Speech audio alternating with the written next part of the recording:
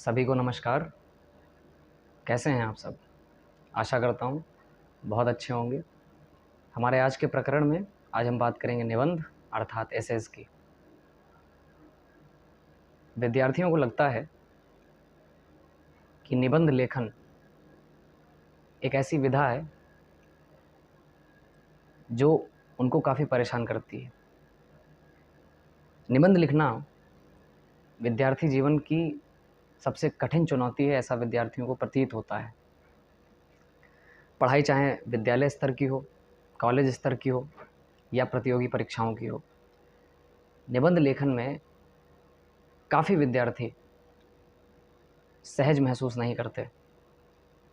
उनके मन में ये सहज सवाल उठता रहता है कि क्या निबंध लिखने से उनके व्यक्तित्व का मूल्यांकन होता है? यदि होता है तो क्यों होता है? और अगर व्यक्तित्व का मूल्यांकन होता है तो फिर कैसे एक बेहतरीन निबंध लिखा जाए? इन्हीं प्रश्नों पर आज हम चर्चा करेंगे जो उनको काफ़ी परेशान करती है। निबंध लिखना विद्यार्थी जीवन की सबसे कठिन चुनौती है, ऐसा विद्यार्थियों को प्रतीत होता है। पढ़ाई चाहे विद्यालय स्तर की हो, कॉलेज स्तर की हो या प्रतियोगी परीक्षाओं की हो, निबंध लेखन में काफ़ी विद्यार्थी सहज महसूस नहीं करते। उनके मन में ये सहज सवाल उठता रहता है कि क्या निबंध लिखने से उनके व्यक्तित्व का मूल्यांकन होता है? यदि होता है तो क्यों होता है?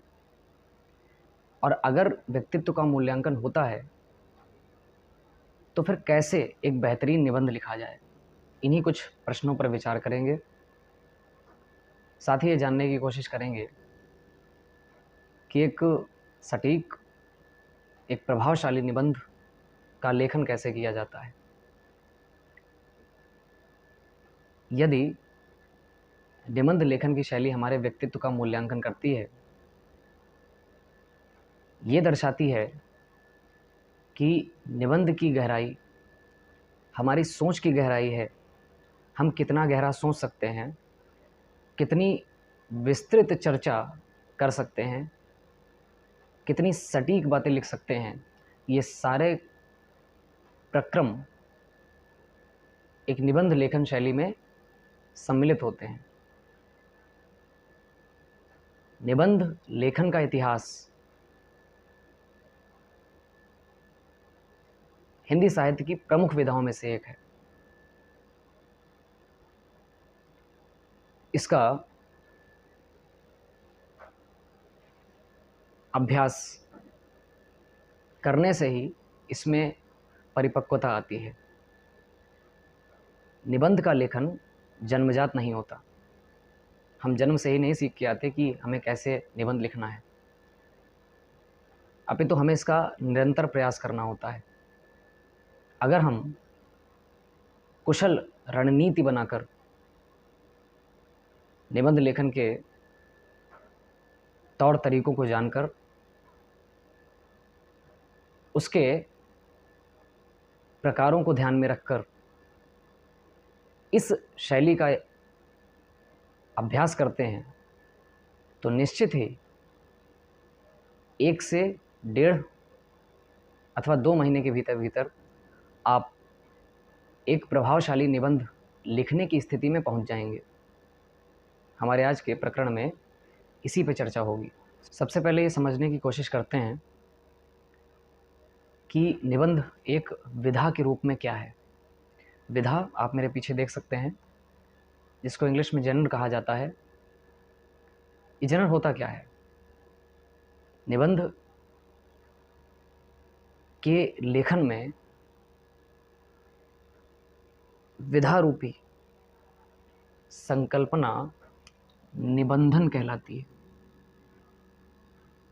यानी किसी चीज़ को आप सिस्टमैटिक रूप से प्रस्तुत करने का प्रयास करने के लिए उपन्यास, नाटक, निबंध, लेख, कहानियाँ, ये सारी विधाएं होती हैं। और हिंदी साहित्य में 17 विधाओं का उल्लेख किया जाता है। किसी भी विधा में उतरने से पहले उसके चरित्र को जान लेना सहज स्थितियों को बताता है। उसकी चरित्र को यदि हम जानते होंगे तो हम अपने द्वारा लिखे गए निबंध का मूल्यांकन भी कर पाएंगे और साथ ही ये भी देख पाएंगे कि हमें उसके बारे में कितनी सूक्ष्म जानकारी है। प्रभावशाली निबंध लिखने के लिए निबंध रूपी विधा को जान लेना तथा उसकी अच्छी समझ होना हमारे व्यक्तित्व में शामिल हो जाना चाहिए, जिससे हम एक अच्छे निबंध का लेखन कर सकें। कुछ लोग ऐसा मानते हैं कि निबंध अपने भावों की अभिव्यक्ति है। कुछ लोगों को ऐसा लगता है कि निबंध की शुरुआत संस्कृत के साहित्य से है या शुरू होती है।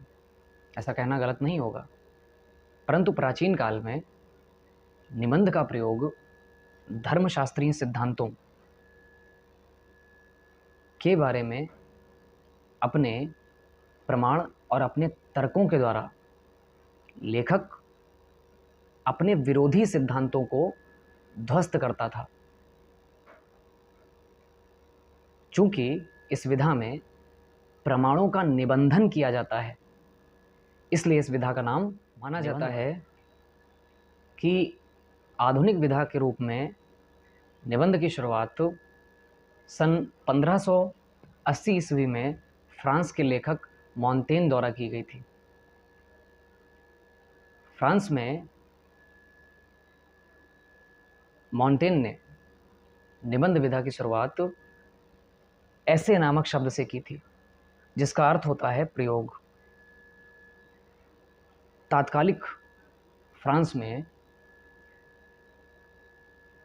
साहित्य की कई विधाएं थीं, नाटक, कहानी, उपन्यास, परंतु निबंध इन सब से अलग था। उसका प्रक्रम ही अलग था। जब भी कोई नाटक खेला जाता है, जिसको हम थिएटर की संज्ञा देते हैं, तो उसमें रचनाकार के पास, नाटक रचने वाले के पास एक बुनियादी व्यवस्था मौजूद होती है, जिसके आधार पर वह नाटक का मंचन करता है। परंतु निबंध में ऐसा कुछ नहीं था। तात्कालिक फ्रांस में जिस प्रकार कहानियों में पात्र होते थे, घटनाएं होती थीं, देशकाल होता था, तात्कालिक फ्रांस में उस समय निबंध पर ऐसा कोई विचार नहीं किया गया था। कविताओं की बात की जाए तो उनमें तुक होते थे, लय होता था, छंद होते थे, जिनकी वजह से कविताओं को ग्रहण करना बड़ा ही रसमय होता था, सरस होता था। परंतु निबंध इन सब से भिन्न था। इसीलिए कविताएं पोएट्री की संज्ञा में आईं और निबंध को गद्य साहित्य अर्थात प्रोज में रखा गया। फ्रांस के लेखक मॉन्टेन के साथ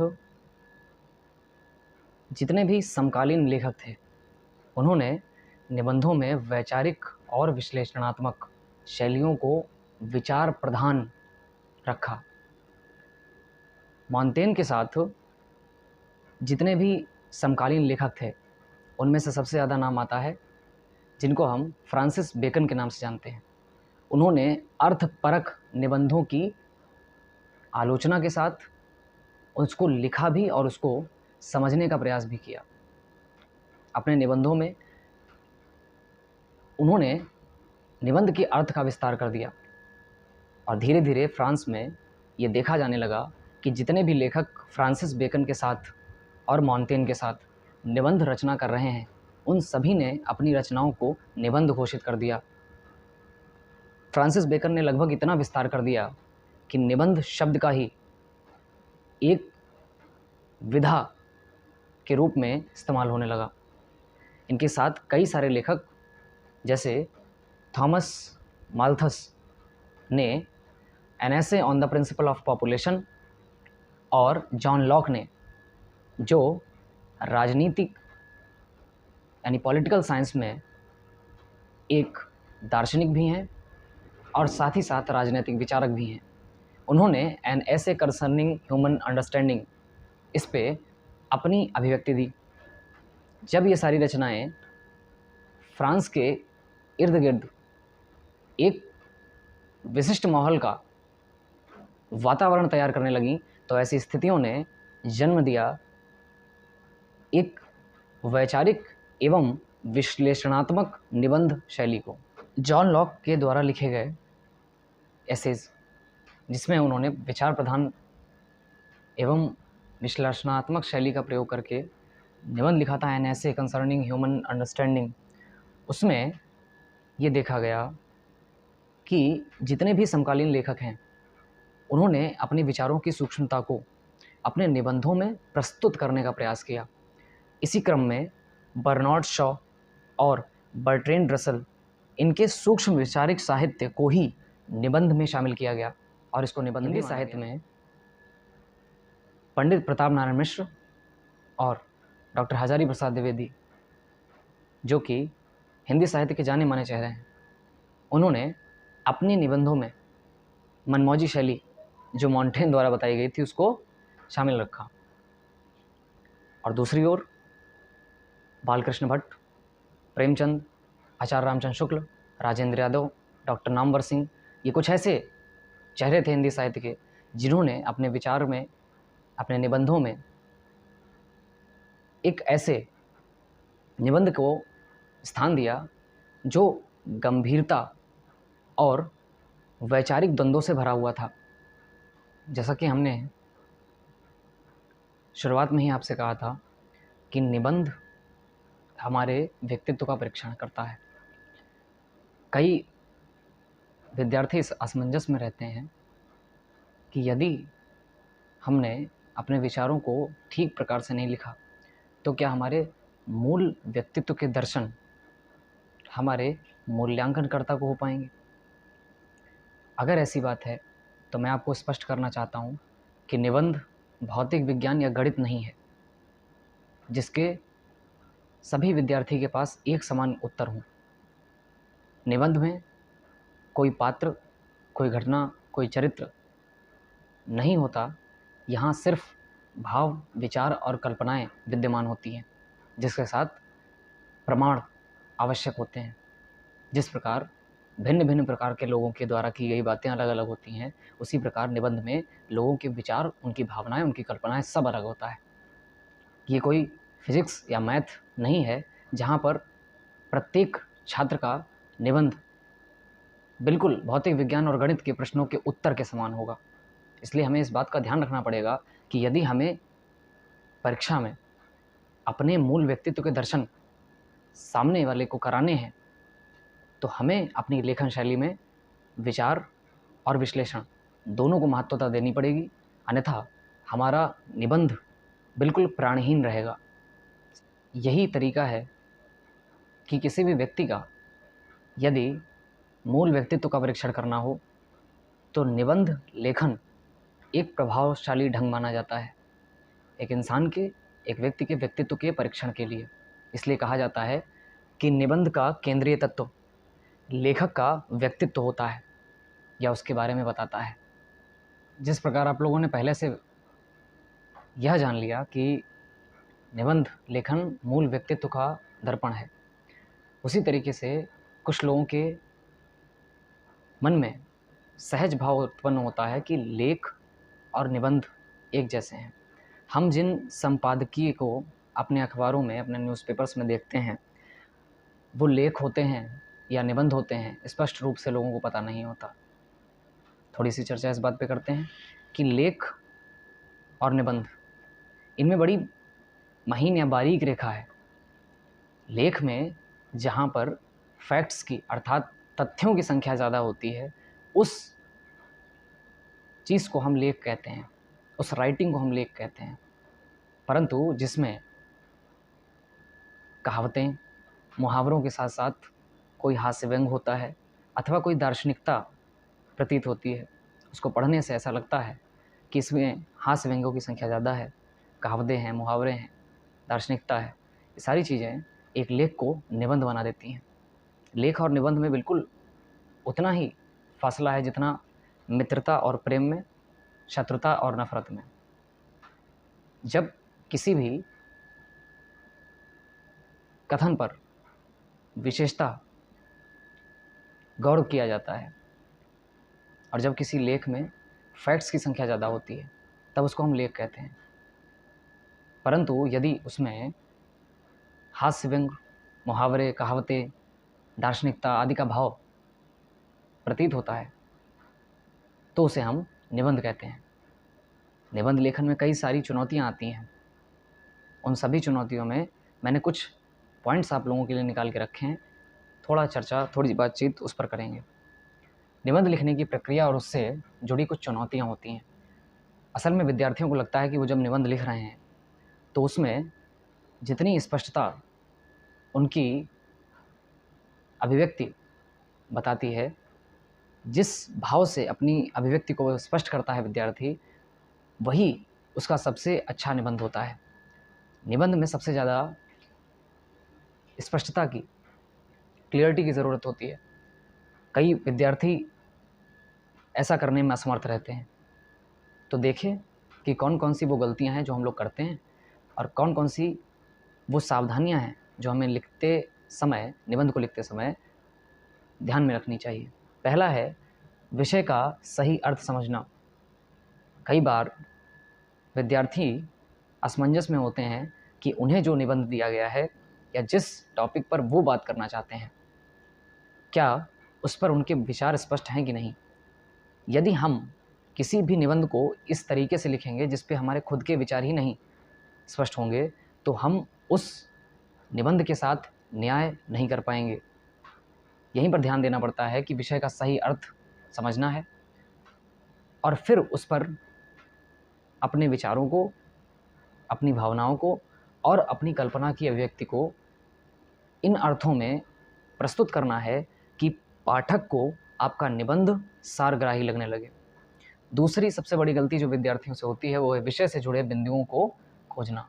कई विद्यार्थी इस बात में असमर्थ रहते हैं कि जो टॉपिक, जो विषय उनके सामने रखा गया है, उस विषय पर उनकी समझ के अनुसार क्या वो पॉइंट आउट कर पा रहे हैं कि नहीं, उस चीज़ से वो कितने बिंदु अथवा कितनी हेडिंग्स वो सोच सकते हैं, वो विचार कर सकते हैं, इसमें विद्यार्थी असमर्थ रहते हैं।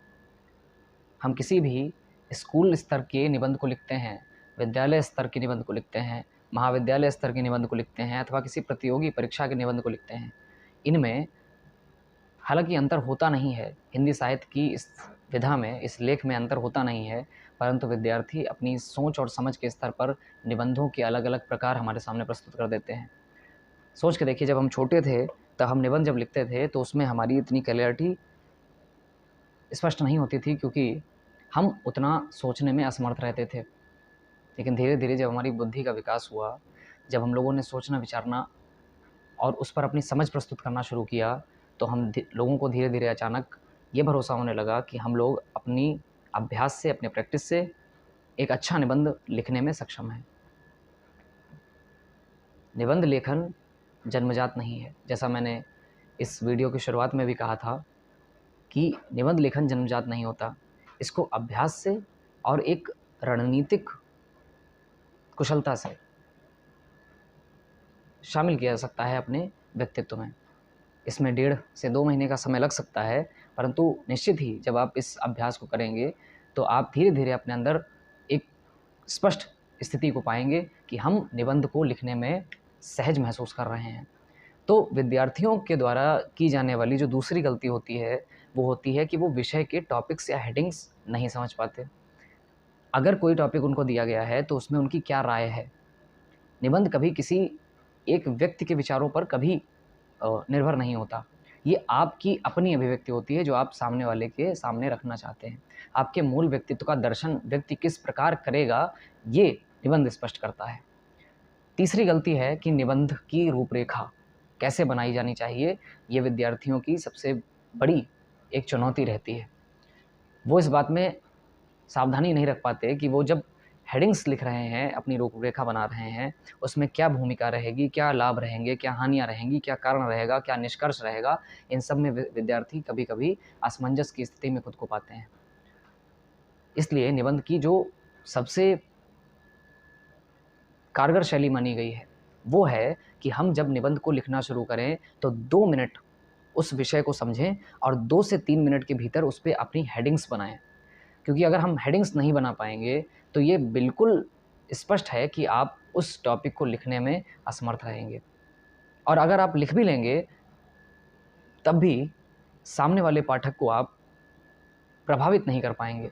आपका निबंध निबंध तो होगा, परंतु प्रभावशाली नहीं होगा। इसलिए हमेशा इस बात का ध्यान रखना है कि जिस विषय पर हम अपने विचार व्यक्त करने जा रहे हैं, क्या उस पर हमारी पकड़ है? क्या उस पर हमारी समझ है? और अगर समझ है, तो क्या हम उसको अपनी हेडिंग्स के माध्यम से सामने वाले को समझाने में समर्थ है या नहीं है? चौथी, जो कई विद्यार्थियों से गलती हो जाती है, वो है कि वो भूमिका को स्पष्ट नहीं करते। बचपन में हम लोग जब निबंध को लिखना शुरू करते हैं, तो विद्यालय स्तर पर यदि कोई ऐसा व्यक्ति है, जिसके मार्गदर्शन में हमें एक सही निबंध लेखन का तरीका, एक सही मार्गदर्शन मिला है, तो हम उस चीज़ को लिखने में स्पष्ट रहते हैं। उस पर अपनी राय अभिव्यक्त कर पाते हैं। परंतु विद्यार्थियों के द्वारा भूमिका या प्रस्तावना का ना लिखा जाना निबंध की सबसे पहली चूक मानी जाती है। यदि आपके विचार विषय से सहमत होते होंगे, तो आप अपनी भूमिका को स्पष्ट रूप से लिख पाएँगे। इसलिए सबसे अच्छा तरीका है कि जब भी किसी निबंध के विषय की तैयारी की जाए, तो उसमें अपनी अभिव्यक्ति के अनुसार अपनी समझ को डेवलप करना बहुत ज़रूरी होता है। क्योंकि आप जब पहली हेडिंग लिखते हैं, तो निश्चित ही पाठक पहला पैराग्राफ पढ़कर ही समझ जाता है कि आप अपने निबंध में किस स्तर को प्राप्त करने वाले हैं। 5वीं, मुख्य विषय वस्तु लिखना। आपके टॉपिक में कितनी सारग्राहिता है, ये आपकी विषय वस्तु, अर्थात जिसको मेन बॉडी कहा जाता है, वो स्पष्ट करती है। आप क्या लिख रहे हैं, वो आपके निबंध में किस डेवलपमेंट से, किस स्तर से, किस प्रयास से लिखा जाएगा, इसका छोटा-सा हम सिनॉप्सिस बनाते हैं। हमें क्या लिखना है, हम फटाफट सिनॉप्सिस कर लेते हैं। जिस निबंध पर हम अपनी सोच देने जा रहे हैं, उसका छोटा-सा सिनॉप्सिस। सिनॉप्सिस क्या होता है कि आपने 2 मिनट, 3 मिनट उस विषय वस्तु को समझा और उस पर अपनी राय बनाई। उस राय के अनुसार जो आपका विचार है, उसके अनुसार आपने अपनी राय को हेडिंग्स दी। उन हेडिंग्स के द्वारा आपने अपने निबंध को स्पष्ट किया। ये होता है छोटा-सा सिनॉप्सिस, जो परीक्षा में आमतौर पर 4 से 5 मिनट में आपको, अगर आपने अभ्यास अच्छा किया होगा, तो मुश्किल है कि आप मुश्किल से ही 4 से 5 मिनट में आप सिनॉप्सिस तैयार कर लेंगे। उसमें अपनी भूमिका लिख लेंगे, प्रस्तावना लिख लेंगे और बाकी जितनी हेडिंग्स हैं, जिस पर आपने विचार किया है, जो आपने सोची हैं, उन पर आप लिख पाएँगे। क्योंकि एग्ज़ामिनर की सबसे पहली नज़र आपके निबंध पर, आपकी हेडिंग्स पर जाती है। जितनी सुंदर आपकी हेडिंग्स होंगी, उतना ही अच्छा एग्ज़ामिनर पर प्रभाव पड़ता है। वो सोचता है कि बच्चा जब इस तरीके से लिख रहा है, तो निश्चित ही उसने अपने कंटेंट में कोई कमी नहीं की होगी। तो मुख्य विषय वस्तु लिखना या मेन बॉडी तैयार करना निबंध के प्राण माने जाते हैं। छठी है निष्कर्ष निकालना। हम निष्कर्ष को उपसंहार की श्रेणी में रखते हैं। कई बार हम गलतियाँ करते हैं। उपसंहार का मतलब होता है कि आप अपने विचार को किस स्तर पर समाप्त करना चाहते हैं, और निष्कर्ष का मतलब होता है कि हमने उस विचार पर कितनी तार्किकता से, कितनी दार्शनिकता से अपने विचारों को स्पष्ट किया है। एक निबंध में निष्कर्ष और एक निबंध में उपसंहार एक साथ शामिल हो सकते हैं। बच्चों को लगता है कि वो निष्कर्ष लिखने के बाद उपसंहार नहीं लिख सकते। ये गलत है। निष्कर्ष के साथ-साथ उपसंहार का शामिल होना निबंध की स्पष्टता को बढ़ाता है। इसलिए अगर जहाँ तक संभव हो, तो आप ज़रूर उसमें इस वैल्यू को ऐड करें। सातवीं है निबंध का पुनरीक्षण करना। जब आपके द्वारा निबंध लिख लिया जाए तो एक बार ज़रूर निबंध को अपनी नज़रों से चेक कीजिए कि कहीं तो आपने कोई गलती तो नहीं की है। यदि आपसे किसी लेख में, किसी कथन में, किसी उक्ति में, किसी कवि, किसी लेखक अथवा किसी महान हस्ती के द्वारा कुछ अगर बोला गया है, कोई कथन बोला गया है जिसको आपने कोटेशंस में शामिल किया है, तो वो आपसे कहीं छूट तो नहीं रहा है। एक निबंध का पुनरीक्षण कर लेने से आपको सहज महसूस होता है कि आपके द्वारा लिखा गया निबंध एकदम स्पष्ट है। ये सारे कुछ पॉइंट्स थे जिन पर हमने चर्चा की। अब आगे हम बात करने वाले हैं कि निबंध के शैली को लिखते समय जब हमें बहुत सारी बातों को ध्यान रखना है, तो उसमें कुछ बिंदु हैं जिन पर विद्यार्थियों को अवश्य ध्यान देना चाहिए। सबसे पहला बिंदु है कि वो विषय का चयन कैसे करें। सबसे पहले तो जब आप परीक्षा में जाते हैं तो आपको अपने प्रश्न पत्र में किसी एक टॉपिक पर निबंध लिखने को बाध्य नहीं किया जाता है। आपको 4-5 टॉपिक दिए जाते हैं जिन पर आपको अपनी सहजता के हिसाब से, जिसके सब्जेक्ट के साथ, जिस विषय के साथ आप न्याय कर सकें, उस पर आपको लिखना चाहिए। परंतु कई बार इतनी सारी चॉइसेस होने के बाद भी जब हमें 4-5 निबंध के ऑप्शंस दिए जाते हैं कि हम किस पर अपनी अभिव्यक्ति दें, किसको हम लिखें, किस पर हम अपने विचार प्रस्तुत करें, तो यहाँ पर विद्यार्थी असहज महसूस करने लगते हैं कि वो किस विषय का चयन करें। कुछ ऐसे भी लोग होते हैं जो सोचते हैं कि अगर हम सरल निबंध लिखेंगे तो सरल निबंध लिखने पर टीचर का इतना ध्यान नहीं जाएगा। हो सकता है टीचर इतना प्रभावित ना हो, क्योंकि सरल निबंध तो कोई भी लिख सकता है, परंतु यदि वो कठिन टॉपिक का चुनाव करेंगे तो संभावना है कि टीचर उनके निबंध पर ध्यान दे। ऐसा नहीं करना चाहिए। मेरे विचार में ऐसा है कि जब भी आप किसी टॉपिक को चुनते हैं तो वो चाहे सरल हो या कठिन, जिस टॉपिक के साथ आप न्याय करने में सक्षम हो, जिस पर आप अपने भाव प्रकट करने में सक्षम हो, उसको महत्वता दीजिए, उसको प्रायोरिटी दीजिए, उसको प्राथमिकता दीजिए। क्योंकि यदि आपने सरल विषय को चुना है और बाई चांस उस पर आपकी राय स्पष्ट नहीं है, टीचर भी आपकी तरह एक साधारण व्यक्ति ही है जिस पर मनोविज्ञान के नियम लागू होते हैं, वो भी आपकी तरह ही सोच सकता है। तो बाई चांस अगर आपने किसी सरल टॉपिक का चयन कर लिया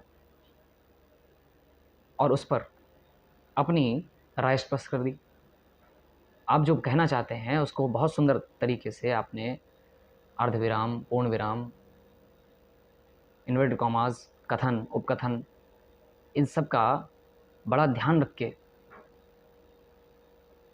अपने निबंध को स्पष्ट किया है, तो निश्चित है कि एग्जामिनर का दिमाग आपके निबंध की रोचकता पर, जो आपने उसको प्रभावशाली दिखाने का जो प्रयास किया है, उसकी ओर खींचेगा।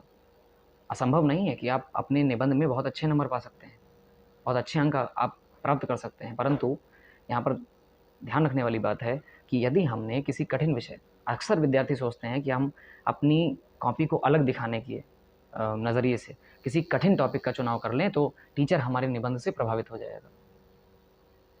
और होता क्या है उन परीक्षार्थियों के साथ, वो विद्यार्थी चयन तो कर लेते हैं परंतु उस पर अपनी ना तो राय स्पष्ट कर पाते हैं, ना तो अपनी समझ। और कोई बात इस बात में अतिशयोक्ति नहीं है, ये असंभव नहीं है कि अगर आपने जिस विषय का चयन किया है उस पर आपकी राय स्पष्ट नहीं है तो टीचर आपके नंबर उतने भी नहीं देगा, आपको उतने भी नंबर नहीं देगा जितने आपके आने चाहिए थे एक साधारण विषय पर भी। ओवरऑल कहा जा सकता है कि आप सिर्फ उस विषय का चयन कीजिए जिस पर आप सहज हों, जिस पर आप अपनी मौलिकता, आप अपनी प्राथमिकता देखते हो। बाकी कोई क्या कर रहा है, अगर आप इस पर ध्यान देंगे तो आपके, मैंने अभी कहा था थोड़ी देर पहले कि निबंध भौतिक विज्ञान या गणित नहीं है जो हर विद्यार्थी और हर परीक्षार्थी के उत्तर समान हो। हर विद्यार्थी के विचार अलग होते हैं, भावनाएं अलग होती हैं, कल्पनाएं अलग होती हैं, जिनके तौर पर, जिनके आधार पर वह अपने निबंध को स्पष्ट करता है। और यदि आप दूसरों की नकल करना शुरू कर देंगे तो जिस टॉपिक पर आपने यदि दूसरे व्यक्ति की नकल की है या उसको देखकर अपने टॉपिक को लिखने का विचार लाया है, हो सकता है आप उसके साथ न्याय ना कर पाएँ और बहुत सरल तरीके से कहा जा सकता है कि टीचर आपको उस नंबर को देने में झिझकेगा, कतराएगा। तो लास्ट में सार यह है कि आप जब विषय का चयन करें तो अपनी समझ, अपनी विश्लेषण क्षमता, अपनी वैचारिकता, इन सब को ध्यान पर रखते हुए टॉपिक का चयन करें, रूपरेखा बनाएं, हेडिंग्स का चयन करें, कैसे आपको लिखना है, क्या लिखना है, उसके अंदर क्या कंटेंट पड़ेगा, क्या कोटेशन पड़ेगा, कहाँ पर कॉमा लगेगा, कहाँ पर उद्धरण चिन्ह यानी इन्वर्टेड कॉमा लगेंगे, कहाँ पर विस्मयादि बोधक चिन्ह यानी एक्सक्लेमेशन मार्क लगेगा, कहाँ पर पूर्ण विराम लगेगा। इन सब की बातों को बहुत ध्यान से, बहुत बारीकी से देखना पड़ता है, क्योंकि निबंध जब आप लिखते हैं तो सिर्फ आप, ये नहीं है कि आप किसी परीक्षा का प्रश्न पत्र ही हल कर रहे हैं, बल्कि निबंध एक विधा है जो इंसान के मूल व्यक्तित्व का दर्शन पाठक को करवाती है। ध्यान रखना पड़ेगा आपको इस बात का। जैसा कि आप सभी लोगों को पता है कि हमने विषय का चयन कैसे करें इस पर एक स्पष्ट चर्चा कर ली। तत्पश्चात इस पॉइंट को क्लियर करने के बाद हमारा सेकंड पॉइंट है कि परीक्षा भवन में समय का सही उपयोग कैसे करें। कॉलेज स्तर में, विद्यालय स्तर में या बोर्ड परीक्षाओं में या प्रतियोगी परीक्षाओं में निबंध को लिखने के लिए अलग अलग समय निर्धारित रहता है। इसमें आपको तय करना है कि आप अपने निबंध को लिखने में कितनी स्पीड का उपयोग कर सकते हैं, कितनी स्पीड से आप अपनी राइटिंग को कर सकते हैं, अपने निबंध को लिख सकते हैं, ये स्पष्ट रहना चाहिए। क्योंकि यदि आप ये मान के चलेंगे कि आपको सिर्फ, जैसे मान लीजिए हम बोर्ड परीक्षाओं की बात करते हैं, तो बोर्ड परीक्षाओं में 3.25 घंटे का समय होता है, जिसमें प्रश्न पत्र को पढ़ने के लिए 15 मिनट निर्धारित रहते हैं, जैसा कि आप सभी को पता होगा। 3 घंटे में यदि हम किसी भी चीज़ को ऐसे तरीके से लिखते हैं कि हमें सारा पेपर भी करना है और लास्ट में अपनी एक स्पष्ट राय के साथ अपने निबंध को शामिल करना है। बोर्ड परीक्षार्थियों के लिए मेरा सबसे क्लियर पॉइंट ये रहेगा कि जब भी आप अपने निबंध को लिखना शुरू करें, प्रारंभ करें, तो अपनी हिंदी लिटरेचर, हिंदी साहित्य के पेपर को इस तरीके से टाइम वाइज बांट लीजिए कि आपको किस सेक्शन को कितने समय में क्लियर करना है। उसको सॉल्व करने के बाद जब आप निबंध पे आएंगे तो मान के चलिए कि आपने जिस निबंध का चयन किया है उस पर आपका विचार लगभग 1000 से 1200 शब्दों के आसपास है। ये मार्जिन बना के चलिए कि यदि हमें इतने शब्द लिखने हैं तो हमारी स्पीड हमें कितना समय मांगती है इतना सब लिखने के लिए, इतने शब्दों को लिखने के लिए, इतने विचार स्पष्ट करने के लिए हमें कितनी स्पीड की ज़रूरत है, ये आपको ध्यान रखना पड़ेगा। इन कुछ महत्वपूर्ण बिंदुओं पर ध्यान देने के बाद आप ये समझ लीजिए कि 70% आपने टाइम अपना दे दिया है अन्य सेक्शन को सॉल्व करने के लिए। फिर जो बचा हुआ समय है, जिसमें आपके पास 30 से 45 मिनट तक का समय रहना चाहिए यदि आप अपनी बोर्ड परीक्षाओं में अच्छे तरीके से अपने निबंध को लिखना चाहते हैं। क्योंकि 5 मिनट आप रूपरेखा बनाते हैं, जिसको हम सिनॉप्सिस कहते हैं। सिनॉप्सिस सिनॉप्सिस अर्थात रूपरेखा, कि आप किस विचार पर अपनी अभिव्यक्ति रखते हैं, तो आपकी जो निबंध लिखने की शैली है उसमें एक सटीकता आती है, एक प्रामाणिकता आती है। इन सभी बातों को ध्यान रखना चाहिए कि जब हम परीक्षा भवन में बैठे हों तो समय का सही उपयोग हमें अपनी परीक्षा के स्तर, अपने टाइम के हिसाब से कैसे करना है, उस टाइम मैनेजमेंट को धीरे धीरे जब आप प्रयास करेंगे निबंध लिखने का तो वो धीरे धीरे आपके स्तर में, आपके व्यवहार में, आपके व्यक्तित्व में शामिल होता चला जाएगा। आपको ऐसा नहीं करना है कि आप निबंध लिख रहे हैं और आपने अगर तनिक भी लापरवाही आपने बरती अपने साथ तो हो सकता है ये जल्दबाजी में आप अपने विचारों को स्पष्ट ना कर पाएँ और आपकी कॉपी आपके हाथ से छीन ली जाए। क्योंकि यदि हम समय का सही उपयोग नहीं करते हैं तो निबंध में कई कथन जो हमारे विचार में थे परंतु हम उसको लिख नहीं पाए, तो परीक्षा भवन से निकलने के बाद इतना समझ लीजिए आत्मग्लानि होती है कि हम अपनी विचार जो हमको आते थे उसको हम अपनी कॉपी पर नहीं पहुंचा पाए। और सभी बच्चे ये जानते होंगे कि किसी भी परीक्षक के लिए आपकी कॉपी ही आपका मूल व्यक्तित्व है। आप नहीं बैठते परीक्षक के सामने जब आपकी कॉपी चेक हो रही होती है। आपकी उत्तर पुस्तिका आपका दर्पण है, आपके मूल व्यक्तित्व का दर्पण आपकी उत्तर पुस्तिका होती है। यदि आप इसमें अपने समय के साथ साथ अपने चीज़ों को मैनेजमेंट के साथ साथ शामिल नहीं करेंगे तो हो सकता है बहुत सारे पॉइंट आपसे छूट जाएं। तो उस पर आपको राय अपनी बना के चलनी है। थर्ड हमारा पॉइंट है कि कविताओं और सूक्तियों का प्रयोग करें या नहीं करें। ये बहुत बच्चों के मन में इस असमंजस रहता है कि क्या हमें अपने निबंध में कोटेशंस को शामिल करना चाहिए, किसी की बात शामिल करनी चाहिए, क्या कोई कविताएं शामिल करनी चाहिए। तो मेरा स्पष्ट आपसे कहना है कि ऐसा है कि यदि आप एक निबंध को बहुत विस्तृत तरीके से बहुत विस्तार में लिखते हैं, तो जैसे हम लोगों ने बचपन में कहावत पढ़ी थी कि गागर में सागर भरना, तो कुछ यही काम होता है कविताओं का, कुछ काव्य पंक्तियों का, शायरियों का, इन सब का बहुत स्पष्ट कहना है कि आप जब अपने विचारों को लिखना शुरू करते हैं तो किसी कवि की या किसी बहुत पहुँचे हुए शायर की या किसी बहुत अच्छे लेखक की कुछ पंक्तियाँ होती हैं जो आपके निबंध के विस्तार को थोड़ा कम कर देती हैं और उसमें इतना अर्थ भर देती हैं कि सामने वाले की नज़रें, परीक्षक की नज़रें आपकी कॉपी पर ठहर जाती हैं। और यही आपको करना है।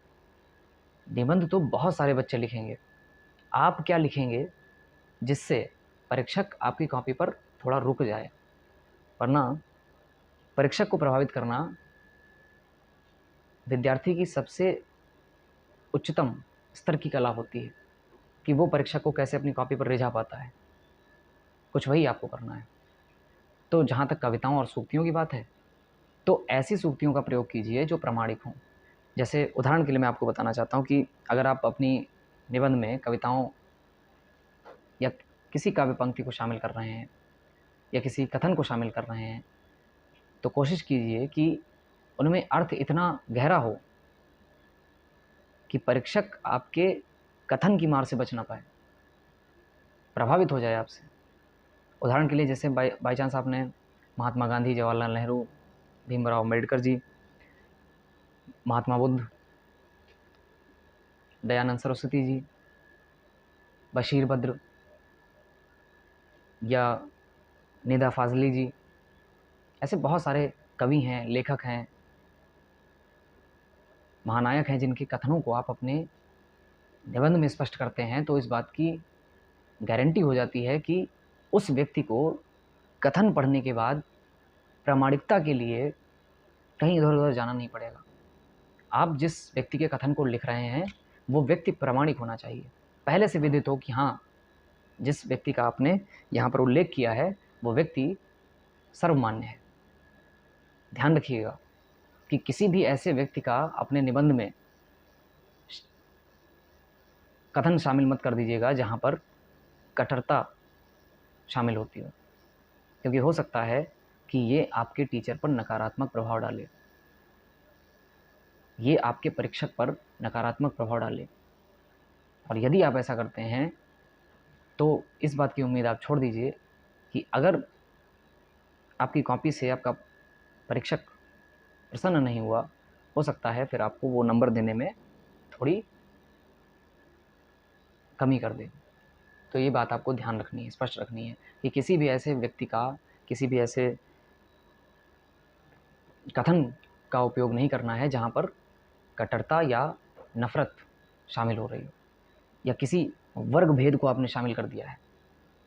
सोसाइटी में, समाज में किसी दो वर्गों के बीच आपने घमासान की स्थिति पैदा कर दी है अपने निबंध के अनुसार। यदि ये सब परीक्षक को स्पष्ट हो जाता है तो निश्चित ही वो आपको अंक देने में सहज महसूस नहीं करेगा, जिससे आपका नुकसान हो सकता है। इस बात को आप ध्यान रखें। अब हमने बात कर ली विषय का चयन कैसे करें परीक्षा भवन में, समय का सही उपयोग कैसे करें, कविताओं और सूक्तियों का प्रयोग करें या नहीं करें, इन टॉपिकों पर हमने विस्तृत चर्चा कर ली है। अब अगला टॉपिक है हमारा कि भाषा शैली के स्तर पर किन बातों का ध्यान रखा जाए या रखा जाना चाहिए। जहाँ तक निबंध में भाषा शैली की अपेक्षा है आपसे, तो उसमें सबसे ज़्यादा ज़रूरी चीज़ होती है कि प्रवाह।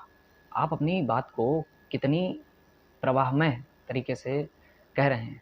ये जब आपने लिखा है तो उसको पढ़ते समय पाठक को प्रवाह महसूस होना चाहिए, गति महसूस होनी चाहिए। आपने जिस कविता की लाइन को लिखा हुआ है या किसी काव्य पंक्ति को लिखा है या किसी कोटेशन को लिखा हुआ है, ध्यान रखिए उसमें प्रवाह होना चाहिए। प्रवाह आपके विचारों की अभिव्यक्ति को सुंदर बना देता है। जब परीक्षक को इस बात में कोई परेशानी नहीं होती, कोई कठिनाई महसूस नहीं होती कि जब आपके निबंध को पढ़ रहा है तो वो पढ़ता चला जा रहा है, आपने कुछ लिखा है, उस चीज़ को, उस पंक्ति को, उस लाइन को पढ़ते समय उसके अंदर सहज एक प्रवाह आ रहा है। तो सबसे ज़्यादा चीज़ होती है कि इसमें जो मांग की जाती है वो प्रवाह की है, फ्लो। अगर आप फ्लुएंट धारा प्रवाह कोई चीज़ लिख रहे हैं, तो यदि पाठक उस चीज़ को पढ़ रहा है तो निश्चित रूप से आपके प्रवाह को देखकर ये भी पता चल जाता है कि आपके विचारों में स्पष्टता कितनी है। यानी आपने जब उस टॉपिक को लिखा है तो उसके बारे में आपको कुछ सोचना नहीं पड़ा है। दूसरी चीज़ होती है कि जब हम निबंध लिखते हैं तो हम सोचते हैं कि हम जितने ज़्यादा कठिन शब्दों का प्रयोग करेंगे हमारा निबंध उतना ही सुंदर दिखाई देगा या उतना ही प्रभावशाली होगा। ऐसा कुछ नहीं है। जहाँ तक संभव हो निबंध में सरल शब्दावलियों का प्रयोग करना चाहिए। इसका अर्थ ये नहीं है कि आप सड़क की लैंग्वेज उठाकर प्रयोग कर देंगे और आप अपने निबंध को स्पष्ट करने के लिए कुछ भी लिख देंगे, ऐसा नहीं है। हालांकि थोड़ी सी शब्दावलियों का आप ध्यान रखिए कि जब हम निबंध को लिख रहे हैं तो उसमें प्रवाह भी हो और साधारण शब्दावली हो, जिससे पाठक को, पढ़ने वाले को या आपके परीक्षक को कोई कठिनाई ना महसूस हो, क्योंकि ये उस पर विपरीत प्रभाव डालता है। और कभी कभी बच्चे ये होते हैं कि जब वो हिंदी का निबंध लिख रहे हैं, हिंदी साहित्य के निबंध में वो विदेशी भाषा का प्रयोग कर देते हैं। जैसे विश्वविद्यालय को लिखना है यूनिवर्सिटी, तो यूनिवर्सिटी लिखे बैठे हैं, ठीक है। या बाई चांस कोई भी ऐसी चीज़ जैसे विज्ञान है तो उसको साइंस लिखे बैठे हैं। तो ये थोड़ा सा अटपटा परीक्षक को लगता है। जहाँ तक संभव हो हिंदी लिटरेचर के निबंध में आप हिंदी का ही प्रयोग करें तो ज़्यादा सरल होगा, ज़्यादा उसके लिए सारग्राही होगा। आप अपनी स्पष्टता लाने के लिए ये ना साबित कर दें कि हम अपने निबंध को अच्छा दिखाने के लिए कुछ बनावटी भाषा का प्रयोग कर रहे हैं, अपनी तरफ से हम उसमें कुछ मिक्स कर रहे हैं। ये बहुत गलत प्रभाव, ये बहुत नकारात्मक प्रभाव डालता है। तो भाषा शैली के स्तर पर हमेशा याद रखिए प्रवाह हो, शब्दावली सरल हो, आपके पाठक को सरलता महसूस हो, सहजता महसूस हो, इसका आपको ध्यान रखना चाहिए। विदेशज भाषा का ज़्यादा प्रयोग ना हो, क्योंकि आप हिंदी साहित्य का निबंध लिख रहे हैं, उस पर ध्यान रखना चाहिए आपको। और हमारा लास्ट अब टॉपिक है कि प्रस्तुतिकरण के संबंध में किन अन्य बातों का ध्यान रखें। प्रस्तुतिकरण में सबसे अच्छी चीज़ होती है कि आपका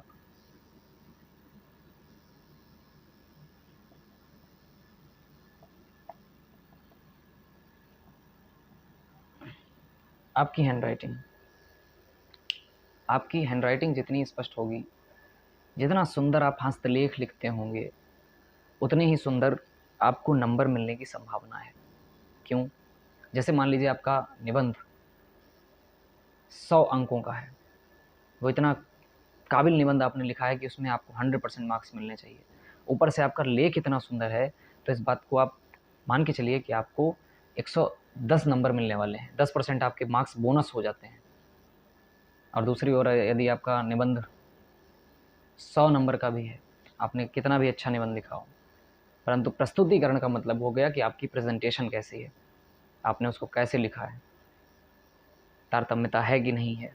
दूसरी चीज़ है कि आपकी राइटिंग आपकी निबंध शैली के साथ न्याय कर रही है कि नहीं कर रही है। तो उस पर अगर आप थोड़े कमज़ोर हों तो उस पर आप अभ्यास कीजिए। दुनिया में ऐसा कुछ नहीं है कि जो प्राप्त नहीं किया जा सकता। निरंतर अभ्यास से कठिन चीज़ों को भी प्राप्त किया जा सकता है, उसकी प्राप्ति की जा सकती है। थोड़ा सा अगर आपका लेख अगर थोड़ा सा अस्पष्ट होगा, टीचर को उसको पढ़ने में कठिनाई महसूस होगी, तो हो सकता है जैसे अभी हमने कहा कि 10 नंबर बोनस में मिल सकते हैं, तो अगर आपका हस्तलेख खराब है तो 10% आपके नंबर कट भी सकते हैं। दोनों ही स्थितियाँ हैं, एक सिक्के के दो पहलू होते हैं, तो दोनों चीज़ें हैं। अगर आप अच्छे हस्तलेख से अपने निबंध को लिखते हैं तो आपके नंबर बढ़ने के भी चांसेस हैं, और अगर आप अपने हस्तलेख को सही से नहीं लिखते हैं, आपकी हैंडराइटिंग उतनी अच्छी नहीं है, तो सीधी सी बात है कि आपके कॉपी पर, आपकी उत्तर पुस्तिका पर ये नकारात्मक प्रभाव पड़ेगा। अगली बात आती है कि आप जब सारी चीज़ों को कथन उपकथन इन सब का प्रयोग करते हैं तो कहाँ पर कॉमा लगना चाहिए, कहाँ पर विराम चिन्ह लगना चाहिए, पूर्ण विराम है, अर्ध विराम है, उद्धरण चिन्ह है जैसे इन्वर्टेड कॉमास वगैरह हैं, कोई कथन है तो उस पर आपने क्या उसको शामिल किया, उसको कैसे रेखांकित किया, ये सारी चीज़ें निबंध की स्पष्टता में शामिल होती है, उसकी प्रस्तुतिकरण में शामिल होती हैं। दूसरी अगर हम बात करें तो आपको जो विषय है उस पर आपने जो अपनी राय रखी है वो लगातार प्रस्तुतिकरण के माध्यम से स्पष्ट हो जाती है। हम प्रस्तुतिकरण के संबंध में हस्तलेख की बात कर रहे थे। हस्तलेख में हैंडराइटिंग यदि सुंदर लेख है तो 10% का बोनस दे सकती है, और अगर थोड़ी सी अस्पष्ट है या ख़राब है तो 10% आपका नुकसान भी हो सकता है। तो अगर आपके लेख में ऐसी कोई खामी है, कोई कमी है, तो आप उसको निरंतर अभ्यास के रूप से उसके आधार पर आप उसको पूरा कर लीजिए। अगली हमारी पॉइंट है कि गैपिंग की। कुछ बच्चे सोचते हैं कि अगर हमें निबंध में लिखना है और इतने सारे शब्द लिखने हैं, तो कुछ ऐसी चालाकी करते हैं वो कि उन्होंने पेज पे अपना मार्जिन जो है वो थोड़ा एक्स्ट्रा ड्रॉ कर लिया। एक्स्ट्रा ड्रॉ करने से क्या होता है मार्जिन, कि हाशिए पे उनको लगता है कि हम चालाकी कर लेंगे तो हमें कम शब्द लिखने पड़ेंगे, ये सारी चीज़ें हैं। लेकिन ये बहुत गलत प्रभाव आपके परीक्षक पर डालता है, पढ़ने वाले को भी ये अच्छा नहीं लगता। और पहली बात, यदि आप एक सुंदर स्पष्ट निबंध लिखना ही चाहते हैं तो आपको ये सारी गलतियों से बचना चाहिए। हाशियों में शब्दों के बीच गैपिंग करना, बहुत ज़्यादा शब्द के बीच गैपिंग होगी तो वो भी ठीक नहीं है। एक अच्छे तरीके से, एक रेशियो के हिसाब से, एक अनुपात के हिसाब से कौन सा शब्द कितनी दूरी पर होना चाहिए, इन सब बातों का निबंध में हमें ध्यान रखा जाना चाहिए। कौन सा कथन है, कितनी लाइनें छूटी हुई हैं, कितनी लाइनों के बाद इन्वर्टेड कॉमा आपने लगाया है, कहाँ पर अपने कथन को स्टॉप किया है, कहाँ पर से नेक्स्ट लाइन लिखा है, कहाँ पर से नया पैराग्राफ लिखा है, कौन सा अनुच्छेद आपने लिखा है, ये सारी बातें गैपिंग में शामिल होती हैं। इसको आप बहुत ध्यान रखें, क्योंकि अगर आपका निबंध कितना भी अच्छा होगा, यदि प्रभावशाली तरीके से प्रस्तुत नहीं किया जाएगा तो वो आपको अच्छे अंक नहीं दिलवा पाएगा। इस बात का आपको ध्यान रखना चाहिए। अगली बात है कि हेडिंग्स में बच्चे सबसे बड़ी गलती करते हैं जब वो हेडिंग्स डालते हैं। तो जैसे मान लीजिए उन्होंने कोई हेडिंग डाली, उसके बाद ये इस तरीके से जो है वो ड्रॉ कर देते हैं। ये सारी चीज़ें आपको नहीं करनी है। अगर आप ये ऐसा करेंगे तो ये बचपना झलकाता है कि आप इतने बोर्ड परीक्षा में भी अगर बच्चों जैसी हरकत करेंगे तो ये आपके निबंध को प्रभावशाली नहीं दिखाता। उल्टा हो सकता है कि आपके निबंध को परीक्षक नकारात्मक रूप से ले ले और नंबर बढ़ाने की बजाय वो काट सकता है। इसलिए इस बात को ध्यान रखना है कि आपको हेडिंग्स में ऐसी कोई चीज़ नहीं करनी है जिससे बचपना झलके। जो बच्चों वाली बातें हैं कि आप ये बादल बनाए पड़े हैं या हेडिंग्स को आपने रंगा बैठा है, ये सारी चीज़ें एक अच्छे लेखक को नहीं करनी चाहिए। अगली है कि बच्चे पूछते हैं क्या सर निबंध में रेखा चित्र है, ग्राफ है, तालिकाएँ हैं या कोई चित्रात्मक प्रस्तुति है, इन सब की ज़रूरत होती है। तो मैं फिर से कहता हूँ, निबंध स्पष्ट रूप से केवल और केवल आपके भावों, आपके विचारों और अपनी कल्पनाओं की अभिव्यक्ति हैं। इन सब में कभी भी इन सब की आवश्यकता नहीं होती। तो जहाँ तक संभव हो आप इन निबंधों का इन सब में प्रयोग ना करें। इस तरीके से आप एक सुंदर निबंध लिख सकते हैं। हमारी आज की चर्चा में आपने निबंध को कैसे लिखना है, कैसे उसका सही तरीका होना चाहिए, क्या व्यवस्था होनी चाहिए, क्या क्रम होना चाहिए, कहाँ तक निबंध की गहराई होनी चाहिए, निबंध का इतिहास क्या रहा है, हिंदी साहित्य से कितने विद्वानों ने जो है निबंध की विधा को आगे बढ़ाने की परंपरा शुरू की है, या उसमें कितनी रोचकता हमारे लेखकों के द्वारा रही है, निबंध लिखते समय हमें कौन सी गलती नहीं करनी चाहिए, क्या सावधानियाँ रखनी चाहिए, इन सब बातों को आज के लेक्चर में आप सभी लोगों ने देखा इस वीडियो के माध्यम से। आशा करता हूँ कि आप सभी लोगों को ये सारी चीज़ें पसंद आई होंगी। आपकी आने वाली परीक्षाओं में ये वीडियो आपकी बहुत हेल्प करेगी। फिर किसी अन्य टॉपिक्स के साथ आपके साथ मुलाकात होगी, आपसे बातचीत होगी। तब तक के लिए बहुत बहुत शुक्रिया, बहुत बहुत धन्यवाद। नमस्कार।